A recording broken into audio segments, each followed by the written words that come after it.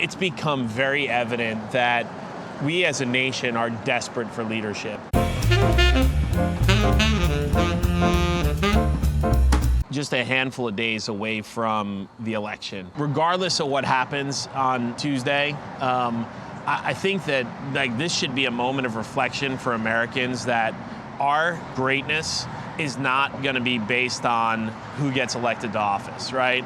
I think the real challenge that we have, and as a nation and as a country, is that there's a lack of economic mobility, right? There is a generation that believes that the American dream, the Horatio Alger story of being able to bootstrap your way from poverty into wealth, is starting to dissipate, right? This is probably the first time in the history of this country that the next generation, right? The hope that the next generation is to be better than this one is starting to fizzle, it's starting to die. And I think that's been the essence of what's made America great for since our founding. That's why I've been such an ardent believer that entrepreneurism is the answer, right? It's the only way in today's environment that you can take control. And control is the essence of your future. And I think that we're standing around, we're waiting for what happens in the voting booth, or what happens in our offices, or what happens in our businesses, or what happens in our home life, or what happens in our interpersonal relationships, to determine for us what the future is going to bring. This is your moment to take charge, right?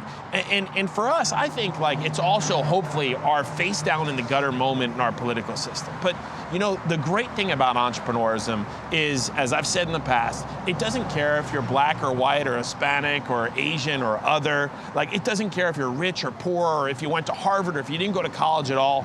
All it cares about is work and talent and action. And I think it's a metaphor for every aspect of your life. If you want your interpersonal relationship with your spouse to be better, take action, do something about it, right? If you want your health to be better, take action. I mean, certainly, I'm not proclaiming that I've arrived in any aspect of my life. I think that there's work to do everywhere. And I'm fortunate enough to know where I lack discipline, I seek help. So I have somebody who helps me, a nutritionist, and I have a personal trainer, and I go, for counseling, and I have business coaches.